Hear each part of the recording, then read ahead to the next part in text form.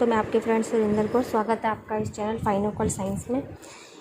अब हमने एक्टिवेशन की पहले एक वीडियो डाली थी, तो फिर उससे पता लगता है किस तरीके से एक्टिवेशन होती है। आज आपको एक्टिवेशन का बताती हूँ।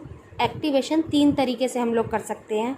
एक्टिवेशन कैसे होती है, दशा अंतरदशा में जो भी प्लैनेट हमारे चल रहे हैं वो एक्टिवेशन में गिने जाते हैं। दूसरा, कुछ नेचुरल इवेंट होते हैं जिससे हमारा वो हाउस ऑटोमेटिकली एक्टिवेट हो जाता है, और कुछ एक्टिवेशन ऐसे होती हैं जो हम लोग अपने आप से करते हैं। आज आपको नेचुरल एक्टिवेशन के बारे में बताती हूँ। नेचुरल एक्टिवेशन कैसे, जैसे आपकी शादी होना तो 7th हाउस ऑटोमेटिकली एक्टिवेट हो गया आपका। जैसे बच्चा होना, पहला बच्चा होना तो पहला बच्चा 5th हाउस ऑटोमेटिकली एक्टिवेट हो गया। जब भी इस तरीके से कोई हाउस एक्टिवेट होगा तो हमारे 12 से 12 घरों पर कुछ प्रभाव पड़ते हैं।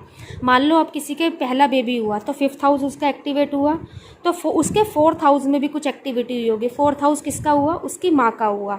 तो उसकी माँ के घर से अगर हम उसको गिने तो वो कौन से नंबर पर आएगा हमारे, वो दूसरे नंबर पर आया है, तो वो हमारे रिश्तेदार को बताएगा।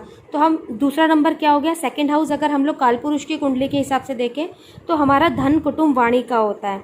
तो उस हम लोग पूछेंगे क्या माँ, जब आपके पहला बेबी हुआ तो क्या माँ की वेल्थ पर कोई असर हुआ, क्योंकि वो उससे दूसरा हम लोगों का हुआ, माँ के घर से दूसरा हुआ। चौथे घर से 5वां कितने पर आया, 2 पर आया, तो ये माँ के घर से दूसरा हुआ। इसी तरीके से 1st हाउस पे, जैसे हम लोग 1st हाउस देखते हैं तो 1st हाउस से 2nd हाउस हमारी वेल्थ होती है, और 4th हाउस से 5th हाउस माँ की वेल्थ गिनी जाती है। और इसी तरीके से हम लोग जब आगे और चीज़ें गिनेंगे, जैसे चाइल्ड बर्थ हुआ तो माँ की वेल्थ पर असर हुआ। इसी तरीके से हम सारा उन पर लगाते जाएंगे तो हम लोग और इवेंट भी निकाल सकते हैं। अगर आपको हमारी ये ऑडियो पसंद आती है तो प्लीज़ इसे लाइक, शेयर एंड सब्सक्राइब करें। और हमारे एक्टिवेशन को कोर्स को ज्वाइन करने के लिए, या एस्ट्रो वास्तु KP के कोर्स को ज्वाइन करने के लिए प्लीज़ नीचे दिए गए नंबर पर कॉन्टैक्ट करें। Thank you.